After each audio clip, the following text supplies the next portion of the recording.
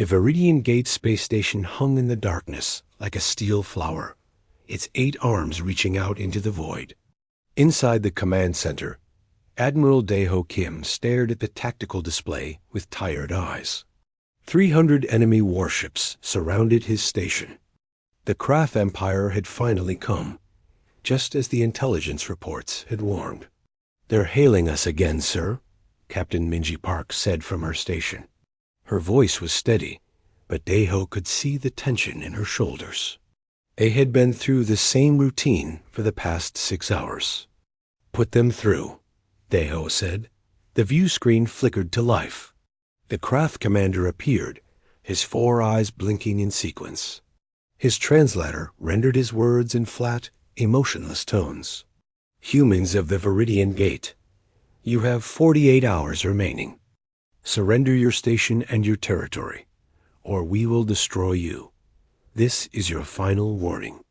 The screen went dark before Daeho could respond. Minji turned in her chair. "Sir, Ambassador Jiwan is still trying to establish diplomatic channels. The Krath won't even let her speak." "They're not interested in talking," Daeho said quietly.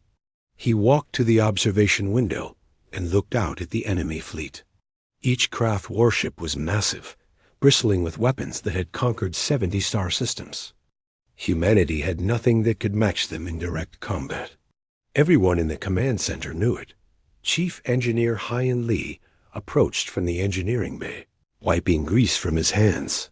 "Admiral, I've finished the modifications to our communications array. If your plan is going to work, we need to send the signal now." Daeho nodded slowly. "How long until our fleet can get here?" 4 days at maximum speed, Hyan said. "But sir, even with our entire combined fleet, we're outnumbered 3 to 1. And their ships are bigger, better armed, and they have actual combat experience. We've only fought pirates and raiders." "I know," Daeho said. He returned to his command chair and sat down heavily. "Send the signal. Authorization code Delta 70. Full mobilization."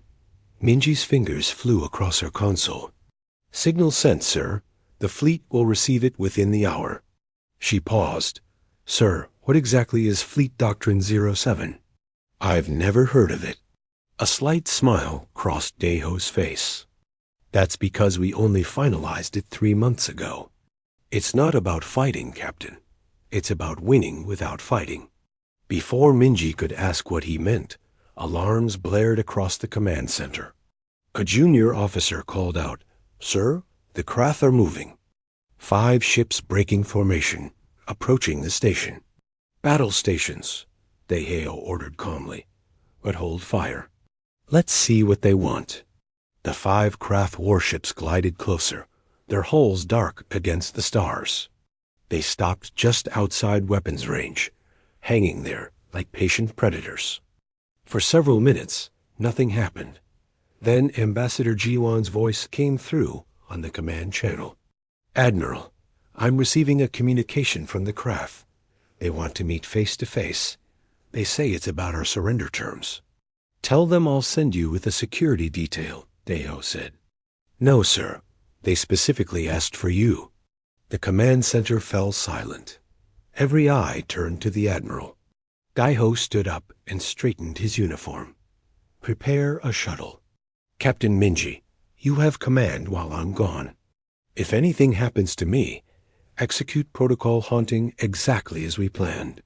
"Sir, you can't go over there," Minji protested. "It could be a trap." "It probably is," Daeho agreed. "But we need to buy time.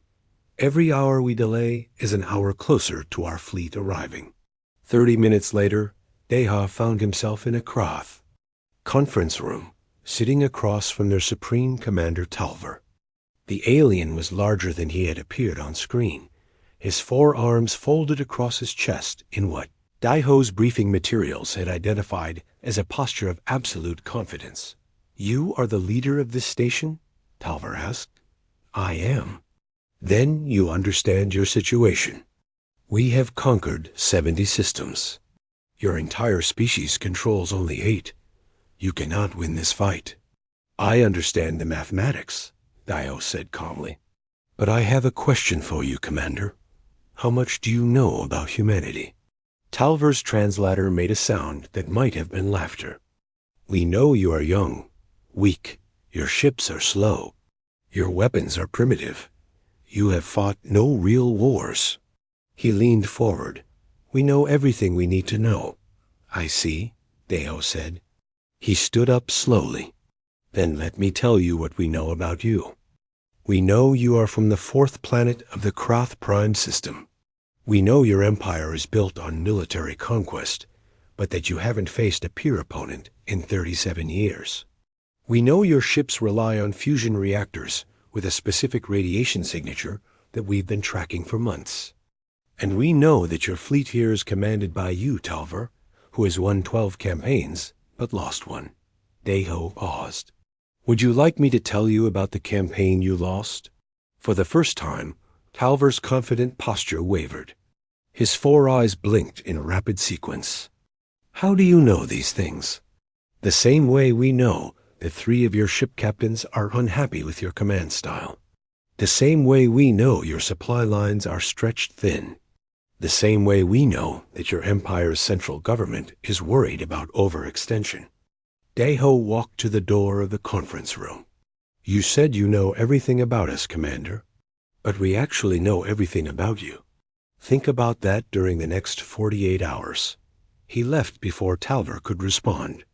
The shuttle ride back to Viridian Gate seemed to take forever. When Deho finally stepped back into his command center, Minji rushed to meet him. Sir, something strange is happening. The Krath fleet is acting confused. They keep changing formations, and their communication channels are going wild. Good, Deho said. It's working. Commander Hyan, are we picking up their internal communications? Hyan nodded from his station. Yes, sir. They're arguing among themselves. Some of them are asking how we knew so much about them. Others are saying it's impossible, that we must be bluffing. Let them argue, Deho said. He looked at the tactical display, where the Krath fleet was indeed moving in disorganized patterns.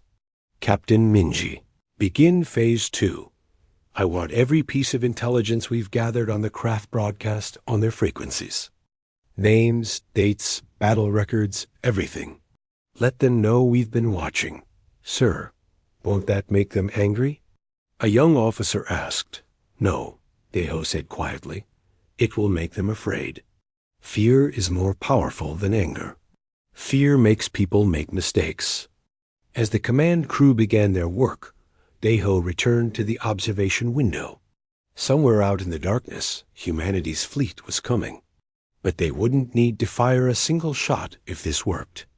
The war would be won with information, not weapons. The tactical display suddenly lit up with new contacts. Dozens of them, appearing at the edge of sensor range. Quantum signatures that could only mean one thing. Sir, Minji called out. Multiple contacts entering the system. It's our fleet. But the signatures are massive. Much bigger than they should be. Deho allowed himself a small smile. Right on schedule. Let's show the Krath what happens when you underestimate humanity. On the display, the Krath fleet began to shift nervously. Their perfect formation was breaking apart. Ships were moving erratically, and their communication channels were exploding with confused chatter. The siege had begun. But already, without a single shot fired, the enemy was starting to collapse. Supreme Commander Talver sat in his command throne aboard the Dominion's Fang and tried to understand what was happening. His fleet, which had conquered dozens of worlds, was falling apart. And the humans had not fired a single weapon. Report, he demanded, his forearms gripping the armrests tightly. His tactical officer, a younger Krath named Velnus, approached hesitantly. Sir, we're receiving strange transmissions on all our frequencies. They appear to be historical records. Human historical records. What kind of records? Talver asked. Records of first contact between humans and other species. Trade agreements.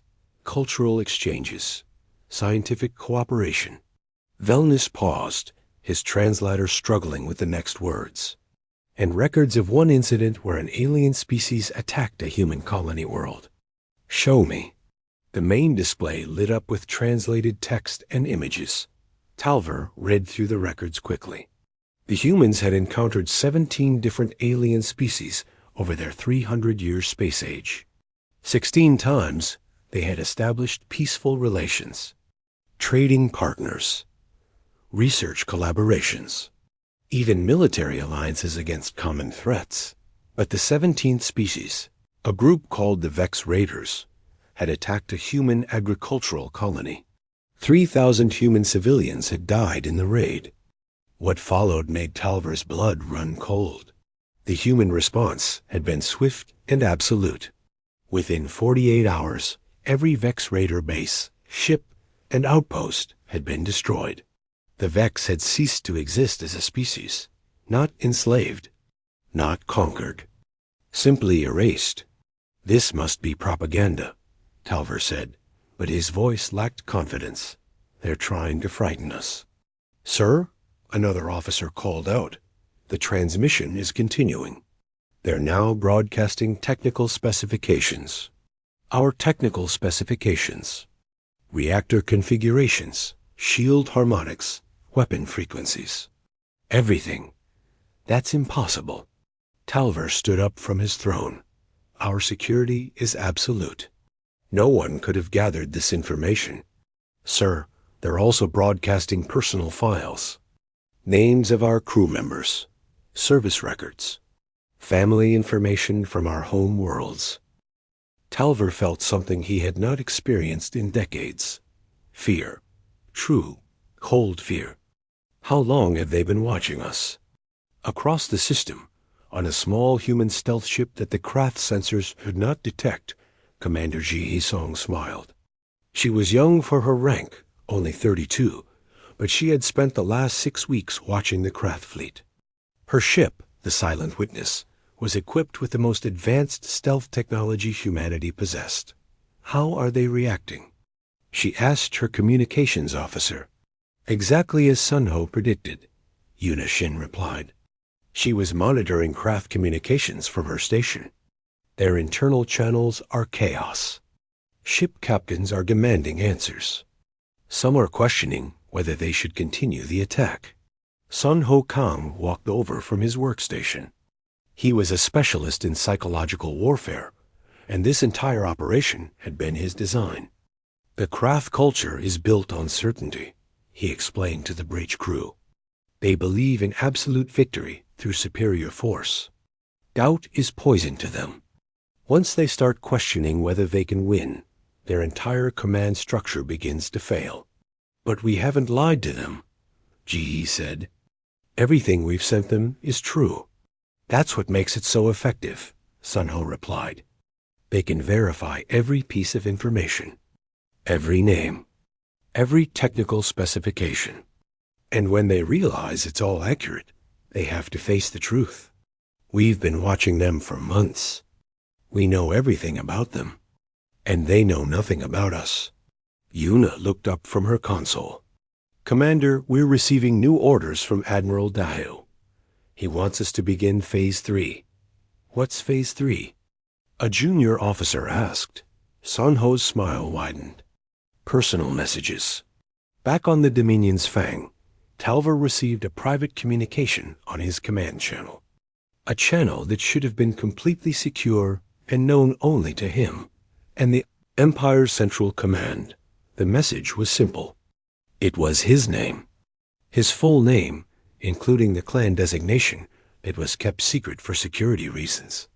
Below that was his service record, accurate down to the smallest detail. Then his family information, his mate's name, his 3 offspring. Their locations on the craft homeworld. At the bottom of the message was a single line of text. We do not wish to harm your family. Please reconsider your attack. Talver's hands shook as he read it. Then reports started flooding in. Every senior officer in his fleet had received similar messages. Personal information. Family details. Things that should have been impossible to know. Sir, Velnus said, his voice barely a whisper. How did they do this? Our security is supposed to be impenetrable. I don't know, Talver admitted. He looked at the tactical display, where the human fleet's quantum signatures were growing stronger. More ships appearing every minute. How many human ships are there now? Sensors show at least 500 contacts. But sir, something is wrong. The signatures are too large. Some of these ships are reading as bigger than anything in our database. Could they have developed new weapons? Unknown, sir. But if these readings are accurate, their fleet is far more powerful than our intelligence suggested. On another craft ship, Captain Nervin made a decision. He had been in the craft military for 40 years. He had fought in 23 campaigns. He had seen victory and defeat. And right now, he knew what defeat looked like. He opened a communication channel to 3 other ship captains, officers he trusted. This is Nervin. I don't know about the rest of you, but I'm not willing to risk my crew on this attack. The humans know too much. They've infiltrated our communications completely. If we attack, we'll be fighting blind. But the Supreme Commander ordered us to maintain formation, one of the captains replied. The Supreme Commander doesn't know what he's doing, Nervin said bluntly. Look at the tactical display. The human fleet is massive, and they haven't even shown us their weapons yet. They're just sitting there, watching us. They want us to know they could destroy us at any time. Are you suggesting we retreat? Another captain asked. I'm suggesting we survive, Nervin said. I didn't join the military to die in a pointless battle against an enemy we clearly underestimated. That's treason, the third captain said, but his voice was uncertain. No, Nervin replied. Treason is leading your crews to certain death because you're too proud to admit you made a mistake. 12 minutes later, 3 craft ships broke formation and jumped to hyperspace. They simply vanished, abandoning the fleet without orders. On the Dominion's Fang, Talver watched them go. He wanted to order them destroyed for desertion, but he couldn't, because part of him understood exactly why they had fled. Sir, we're receiving another transmission from the humans, Velnus reported. What does it say? Talver asked wearily. It's an offer. They say if we withdraw peacefully, they will guarantee safe passage for our entire fleet. No attacks. No pursuit. They just want us to leave. And if we don't? They don't say, sir. They just repeat the offer. Talver looked at his tactical display. His fleet of 300 ships was now 297. 3 more ships were showing signs of preparing to jump away.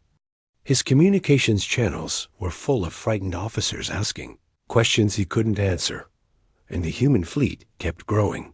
500 contacts, 600, 700, all of them sitting there in perfect formation, not moving, not attacking, just waiting. They're playing with us, Talver said suddenly. They want us to be afraid. It's working. Sir, Velnus said quietly. Talver turned to glare at his tactical officer, but he saw the same fear in Velnus's eyes that he felt in his own hearts. Plural. The craft had 2 hearts, and both of his were racing. How long until we're in range to attack the Viridian Gate? Talver asked. 4 hours, sir. But if we attack, we'll be engaging both the station and the human fleet. I know, Talver said. He sat back in his command throne and closed all 4 of his eyes. He had conquered 12 systems. He had never lost a battle when he held superior numbers. But he had never fought an enemy like this. An enemy that knew everything about him. An enemy that could reach into his most secure communications and touch his very mind. Sir, Velnus said, what are your orders? Talver opened his eyes and looked at the display one more time. The human fleet was still growing. Still waiting. Still watching. Maintain formation, he finally said. But prepare for possible retreat. I need to think.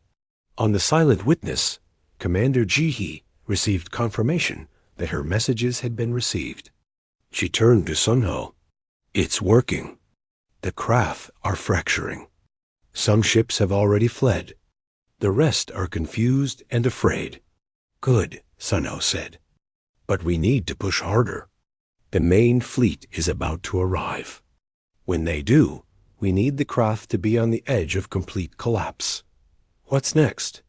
Jihi asked. Sunho pulled up a file on his screen. Next, we show them exactly what humans are capable of when we actually try. 6 months earlier, in a secure facility beneath Earth's surface, Director Borum Han stood before a room full of military officers and intelligence specialists. On the screen behind her was a simple message. The Krath are coming. Our deep space monitoring stations detected their scout ships 3 weeks ago, Borum explained. We estimate they'll reach our borders in 6 months. Maybe less. Admiral Daho Kim, younger than and less worn by stress, raised his hand. What do we know about them? Everything, Borum replied. She pressed a button and the screen filled with data. The Krath Empire. 70 conquered systems. 300 years of military expansion. They've never lost a major campaign. Their technology is superior to ours in almost every way. So we can't beat them in a straight fight, Daho said. No, Borum agreed. We can't, but we don't have to. A woman in civilian clothes stood up from the back of the room. Her name was Nari Bay, and she was humanity's leading expert on alien psychology. Director Han asked me to study the Krath culture for the past 3 weeks. I've reviewed everything we have on them, and I've found something interesting. What? Someone asked. The Krath have never faced doubt, Nari explained. Their entire culture is built on absolute certainty, military superiority, technological advancement, unbroken victory. They believe they're destined to rule the galaxy. She paused. But that certainty is also their greatest weakness. Borum nodded. Dr. Bay has developed a strategy. We're calling it protocol haunting. Instead of fighting the Krath with weapons, we're going to fight them with fear. We're going to make them doubt everything they believe about themselves. How? Daho asked. Nari pulled up a detailed presentation. First, we gather intelligence. Everything about the Krath, their military structure, their communication systems, their personal lives, their fears. We've already intercepted hundreds of their transmissions. With 6 months of preparation, we can know more about them than they know about themselves. Second, she continued, we make them aware that we know. We show them that we've been watching, that we've infiltrated their systems, that nothing they do is secret from us. Third, we demonstrate power without using it. We make our fleet appear larger and more dangerous than it actually is. We use every psychological trick we have to convince them that fighting us would be suicide. An older officer stood up. This sounds like psychological warfare, torture. It is psychological warfare, Borum admitted. But consider the alternative. If we fight them conventionally, thousands will die on both sides, probably more on ours. This way, no one has to die at all. Lieutenant Tai Young-oh, a young officer fresh from the academy, spoke up hesitantly. But Director, is this ethical? We're manipulating their minds, making them afraid. Isn't that wrong? Borum looked at him for a long moment. That's a good question, Lieutenant. One I've asked myself many times while planning this operation. She walked to the front of the room. Here's my answer. War is always wrong. People always suffer. The question is whether we choose suffering through violence or suffering through fear. I choose fear, because fear can be overcome. Death cannot. But some of them might be permanently damaged by this, Tai Yang insisted. You're right, Borum said. Some might be, and we'll have to live with that. But it's still better than the alternative. Wouldn't you agree, Lieutenant? Tai Yang sat down, clearly unconvinced but unwilling to argue further. Dai Ho stood up. I'll volunteer to command the operation. But I need guarantees. If this doesn't work, if the Krath attack anyway, we need a real military backup plan. We'll have one, Borum promised. But I believe this will work. The Krath have never faced an enemy that understood them this completely. They won't know how to respond. The meeting ended, and the work began. For 6 months, humanity prepared. Not weapons, but information. Not armies, but understanding dot in the present. Aboard the Viridian Gate, Admiral Daho remembered that meeting as he watched the Krath fleet continue to break apart. Nari's plan was working even better than they had hoped. Chief Engineer Hyan Li approached him with a tablet. Sir, we're ready to begin the personal message phase. Are you sure about this? No, Daho admitted. But we're committed now. Send the messages. Across the Krath fleet, every officer and crew member received a personal communication. Their names, their service records, information about their families. But unlike the messages to the commanders, these messages included something else. Photos.images of Krath families going about their daily lives on their homeworld. Children playing, markets bustling, cities thriving. And at the bottom of each message, a simple question. Is this war worth risking everything you love? On the Dominion's Fang, a young Krath officer named Talson stared at a photo of his mate and 2 children. They were in the garden of their home, tending to plants. The photo had been taken less than a month ago. He knew because his youngest daughter was wearing the new clothing he had sent her before leaving for this campaign. The humans had been on his home world. They had watched his family, and they had chosen not to harm them, but instead to show him that they could have. Talson turned to his station mate. Do you see this? They were on Krath Prime, in our cities. They could have attacked our families at any time.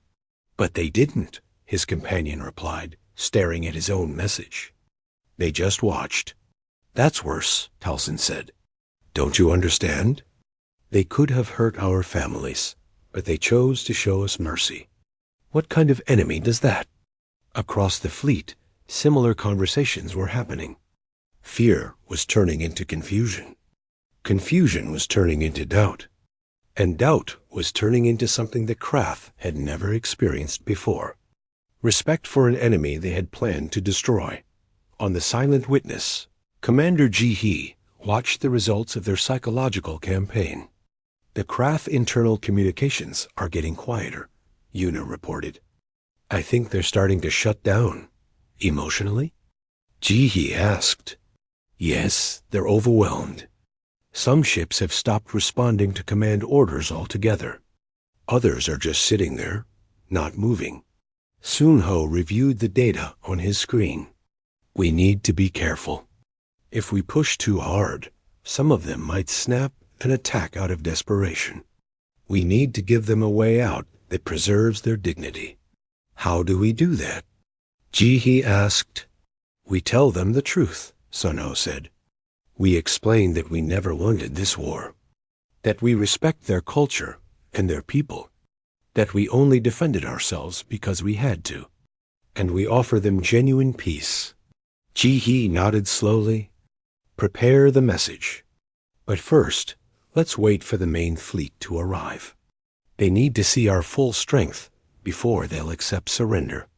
Back on the Viridian Gate, Lieutenant Tai Yang-o was monitoring the Krath psychological profiles. What he saw disturbed him. Many Krath officers were showing signs of severe stress.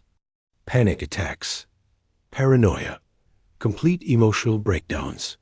He went to Admiral Daho. Sir, we need to stop. Some of them are really suffering. This is going beyond military psychology. We're causing real harm. Daiho looked at the data Taiyang showed him. His face was grim. I see it, Lieutenant. But we're almost done. Once our fleet arrives and they surrender, we can offer them medical support, counseling, whatever they need. But, sir, the damage might be permanent for some of them. I know, Daiho said quietly, and I'll have to live with that for the rest of my life. But if we stop now, if we give them time to recover and reorganize, they might attack. And then thousands die instead of a few dozen suffering psychological trauma. Which would you choose, Lieutenant? Taiyang had no answer. Captain Minji approached them. Sir, the main fleet is about to exit Quantum Slipstream. Admiral Hanyul reports all ships ready for the final demonstration. Tell her to proceed, Bayo ordered. He turned back to Taiyang. Watch what happens next, Lieutenant. And then tell me if you still think we made the wrong choice. On the tactical display, the quantum signatures suddenly exploded into real space. The human combined fleet emerged in perfect formation. 500 actual warships, supported by holographic projections, that made them appear to be over 2,000. The effect was overwhelming. Not the Kroth fleet, already broken and frightened, simply stopped. Ships that had been preparing to fight now sat motionless. Communications channels went silent. Supreme. Commander Talver stared at the display in his command center. He had been a military commander for 30 years. He knew when a battle was lost. This battle had been lost before it even began. Open a channel to the human admiral, he said quietly. Velnus hesitated. Sir? Do it, Talver ordered. I'm surrendering the fleet. As the communication channel opened, Talver realized something that shook him to his core. The humans had known they would surrender. They had known from the beginning. This entire operation had been designed to make surrender the only logical option. The humans had not just defeated them. They had understood them so completely that defeat had been inevitable. The human, combined fleet hung in space like a wall of steel and light. Admiral Daeho Kim watched from the Viridian Gate as his ships completed their arrival. Next to him, Captain Minji Park coordinated the fleet's movements with quiet efficiency. All ships in position, sir, she reported. The holographic projections are operating at full strength. The Kroth sensors should be reading approximately 2,100 ships. How many do we actually have? Daeho asked, though he already knew the answer. 512, sir. Plus the station. Daeho nodded. The math was simple. Even with their real numbers, humanity was still outnumbered by the Kroth. But the Kroth didn't know that. And that was the whole point. On the engineering deck, Si-Jun Lim monitored his holographic systems with nervous energy. He was young, barely 25, but he was the best holographic engineer in the fleet. His projectors could create ghost images of ships that looked completely real to enemy sensors. The Kroth are scanning us, his assistant warned. Multiple active sensor sweeps. Let them scan, Si-Jun said calmly. The projections are designed to fool their specific sensor technology. We've studied their equipment for months. Every ghost ship has the exact quantum signature, heat output, and electromagnetic profile of a real vessel. They can't tell the difference. But what if they fire on one of the projections? Then it disappears, and they realize we're tricking them. But they won't fire. They're too scared. That's the beauty of this whole operation. Fear stops them from taking the actions that would reveal our deception. Aboard the fleet command ship Indomitable Dawn, Fleet Coordinator Hanul Cho watched the tactical display with satisfaction. Every ship was exactly where it should be. The formation was perfect, mathematical, precise. It demonstrated a level of coordination that should have taken years to achieve. But humanity had practiced this specific maneuver for months. The Kroth fleet is in disarray, her tactical officer reported. Multiple ships out of formation. Communications appear to be breaking down. some vessels showing signs of preparing to jump away. How many have already fled? Haniel asked. 7 ships so far. 3 more are powering up their hyperspace drives. Let them go, Haniel ordered. Every ship that runs makes the rest more likely to follow. She opened a channel to Admiral Deho. Sir, the fleet is in position, ready to execute the final phase on your command. Stand by, Deho replied. He turned to his communications officer. Send the message. All frequencies. Make sure every craft ship receives it. The message went out across space, translated into craft language by their own captured communication protocols. It was simple and direct. Attention craft fleet. This is Admiral Daho Kim of Earth's Combined Fleet. We have surrounded your position. We have monitored your communications for months. We know your ship specifications, your tactical doctrine, and your command structure. We know the names of your families. We know where you come from and what you fight for. There was a pause. Then the message continued. We do not wish to fight you. In our 300 years of space exploration, we have destroyed only one hostile force. The Vex Raiders attacked our civilians without warning. We responded by eliminating them completely within 48 hours. We do not wish to add a second enemy to that list. Another pause. We offer you one chance. Power down your weapons. Withdraw from our territory. In exchange, we guarantee safe passage for your entire fleet. No attacks. No pursuit. No retribution. You simply leave, and this confrontation ends peacefully. The final line was delivered with quiet certainty. The choice is yours. You have 1 hour to decide. On the Dominion's Fang, Supreme Commander Talver listened to the message 3 times. Each time, he heard something different in the words. Not a threat. Not a boast. Just a simple statement of fact. Velnus approached him carefully. Sir, what are your orders? I don't know, Talver admitted. He looked at his tactical display. The human fleet was arranged in a sphere around his forces. Perfect positioning.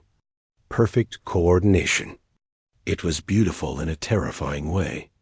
How long have they been planning this? We don't know, sir. Months, at least.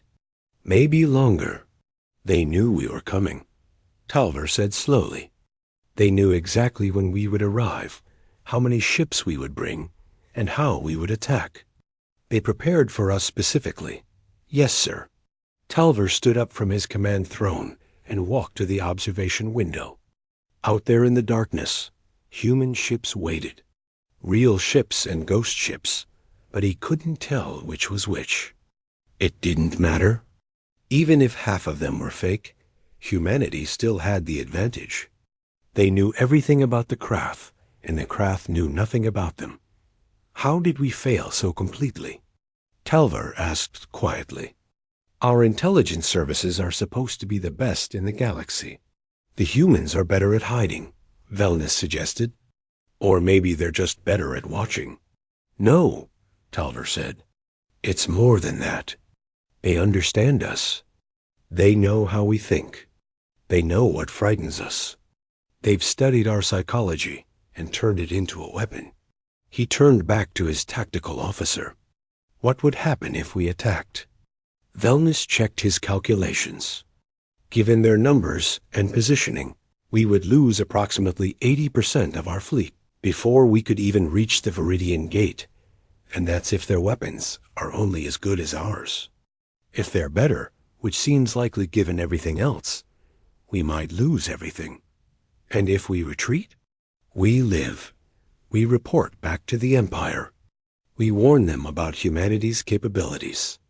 And I am branded a coward who surrendered without firing a shot, Talver said bitterly. Yes, sir. But you would be alive. Your crews would be alive. And the Empire would have valuable intelligence about a dangerous new enemy. Talver closed all 4 of his eyes. He had spent his entire life building a reputation as a successful military commander. 12 campaigns, 12 victories. And now he was about to add his first defeat to that record. A defeat without even fighting. But as he opened his eyes and looked at the human fleet again, he realized something important. This wasn't really a defeat. It was a lesson. The humans had taught the craft that military superiority wasn't just about technology and numbers. It was about understanding your enemy completely. Open a channel to the human admiral, Talver ordered. Sir? Velnus sounded shocked. You heard me. Do it. Moments later, Talver found himself looking at Admiral Deho on the view screen. The human looked tired but calm, confident without being arrogant. Admiral Deho, Talver said. I am Supreme Commander Talver of the Krath Empire. I wish to ask you a question. Ask, Deho replied simply. How long have you been watching us? Deho considered the question.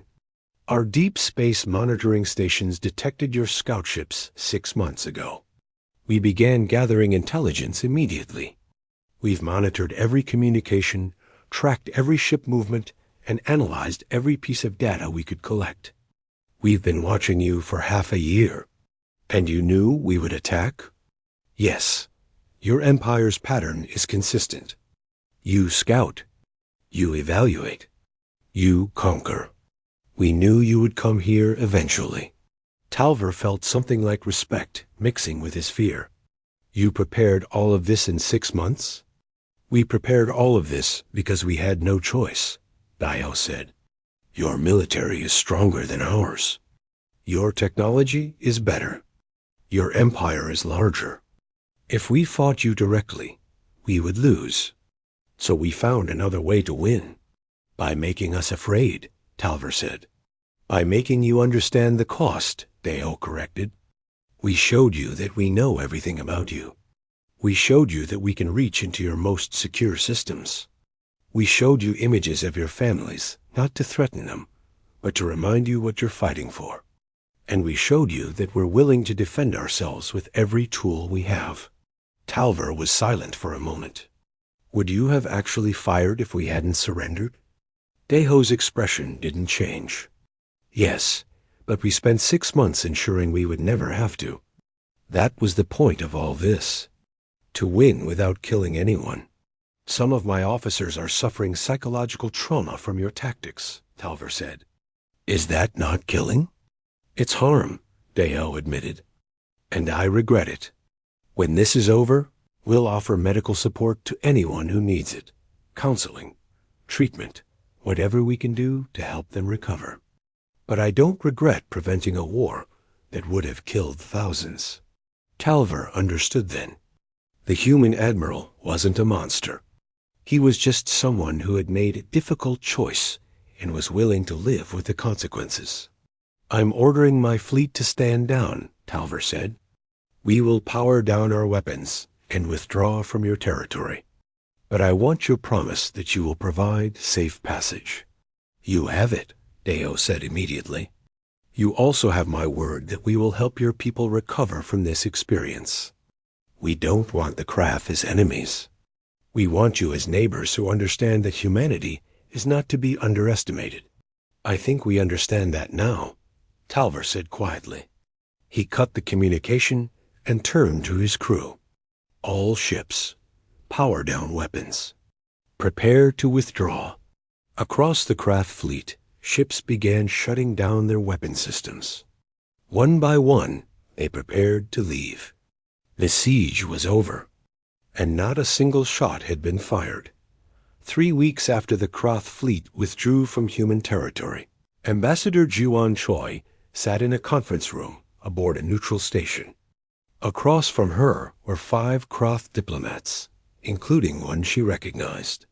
Former Supreme Commander Talver, now stripped of his military rank and serving as a diplomatic envoy. Thank you for agreeing to meet, Jiwan said.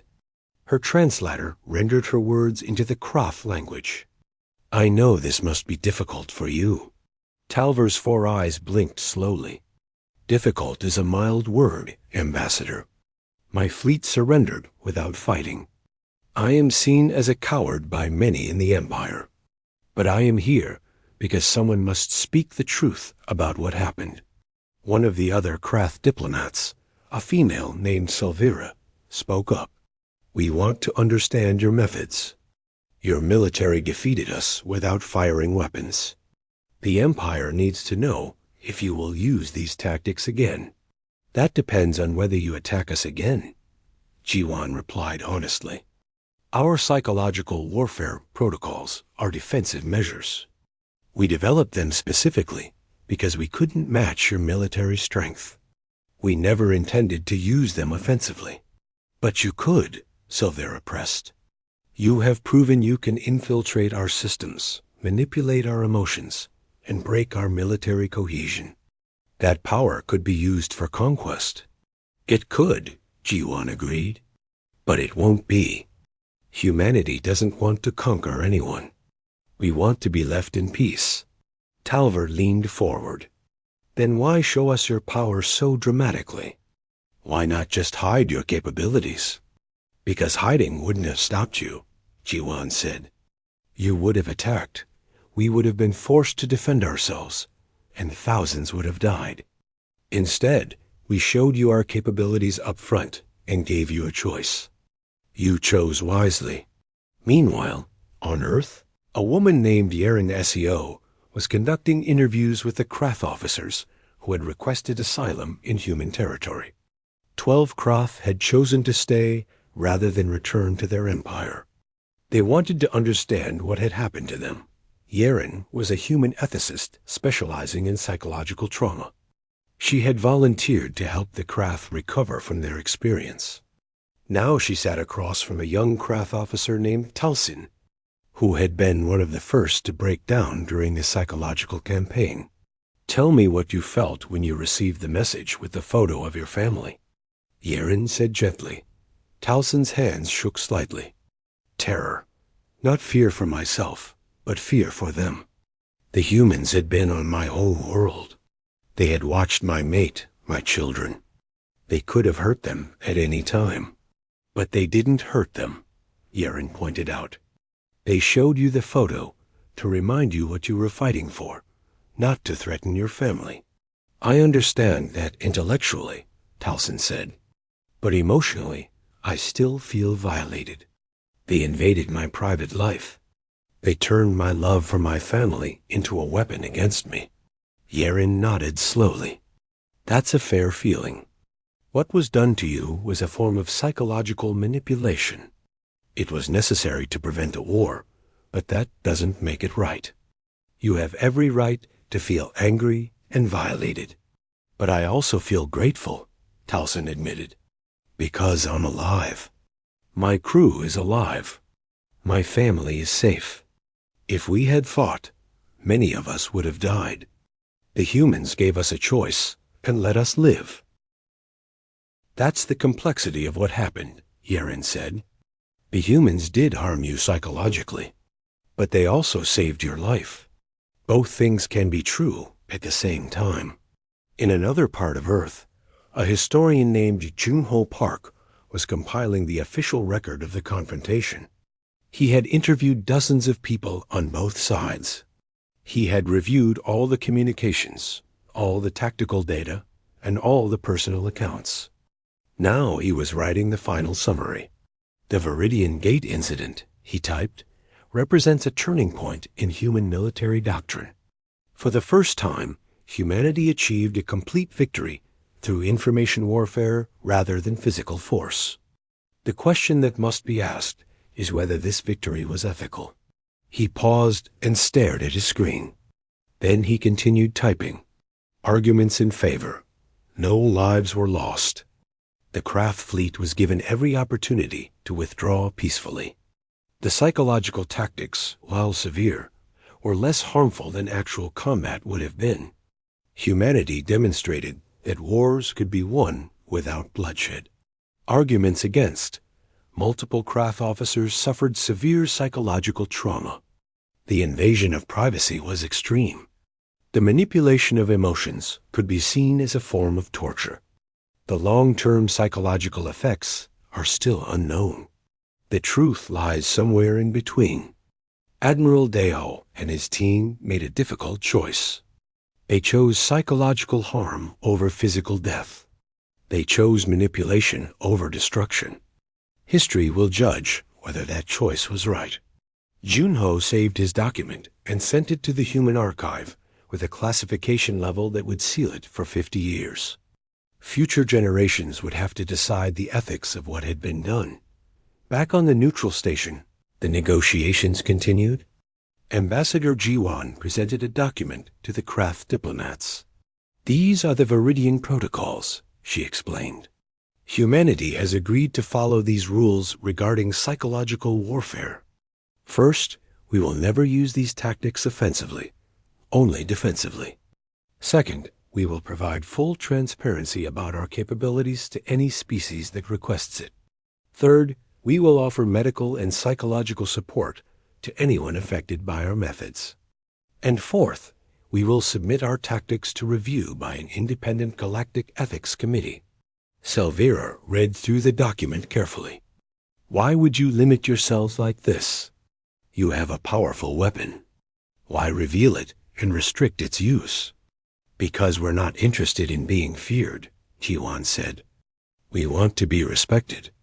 We want other species to know that humanity will defend itself, but we won't abuse our power. These protocols prove that. Talver spoke up. What about the Krath officers who are suffering? You mentioned medical support. We've already begun providing it, Jiwan said. 12 of your officers requested asylum and are receiving treatment on Earth. We're offering the same support to anyone else who needs it, whether they stay in human territory or return to the Empire. No cost, no conditions. Why? Talver asked. We were your enemies. You were, Jiwan agreed.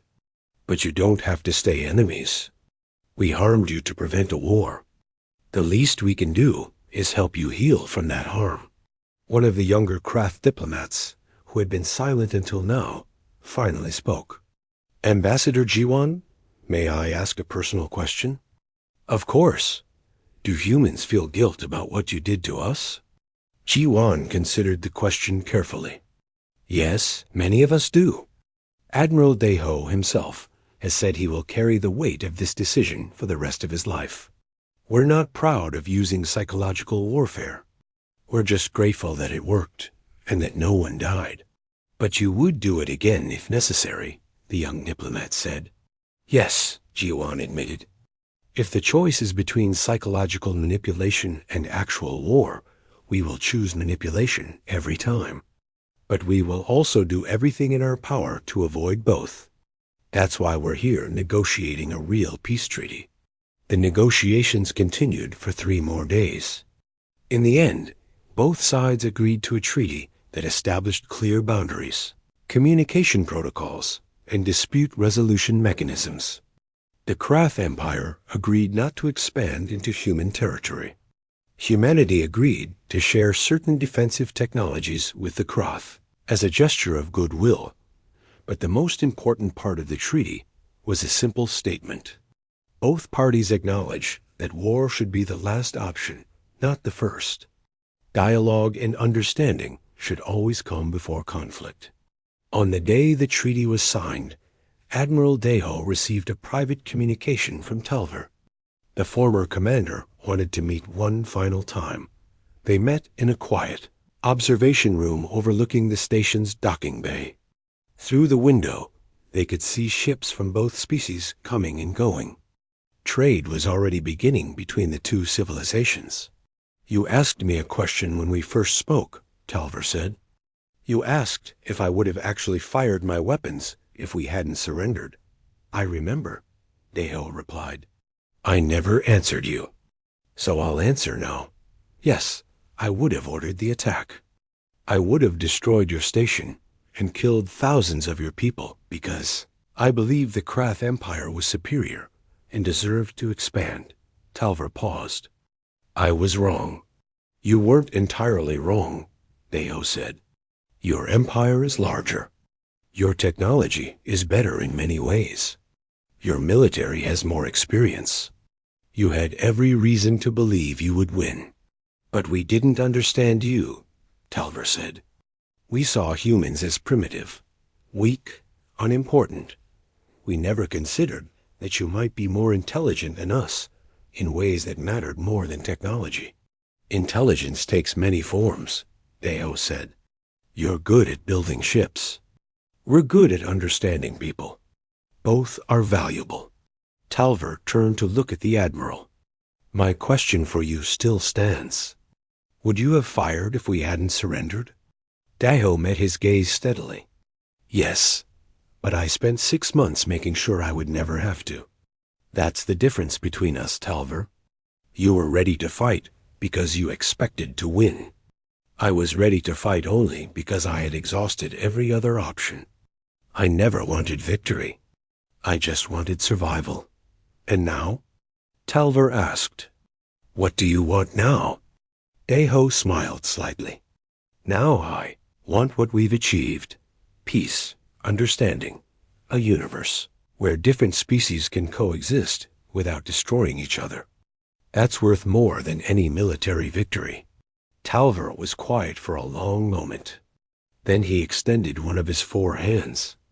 I may have been your enemy, Admiral, but I respect what you accomplished. You taught the Krath a lesson we needed to learn. Some of us even appreciate it. Deho shook the offered hand. And you taught us that even the most difficult conflicts can end peacefully if both sides are willing to listen. Thank you for that. As Talver left, Deho remained at the observation window. He thought about all the decisions he had made, all the lives he had affected, all the consequences still unfolding. Lieutenant Taiyang's words came back to him. Is this ethical? Deho still didn't have a perfect answer. What he had done was necessary. It was effective. It had saved lives. But it had also caused harm. Real psychological harm to real people who were just following orders. History would judge whether he had made the right choice. But for now, Deho could live with the knowledge that he had chosen the path with the least death. In a universe full of violence, that would have to be enough. Outside the window, human and Krath ships moved peacefully past each other. The first trade agreements were being signed. Cultural exchanges were being planned. A new era of cooperation was beginning. Humanity's fleet had arrived, and the enemy had collapsed without a single shot. But the real victory wasn't the surrender. It was what came after. Peace built on understanding. Cooperation built on respect. A future where different species could coexist, not because they feared each other, but because they understood each other. That, Deho thought, was worth all the difficult choices. That was worth the weight he would carry for the rest of his life.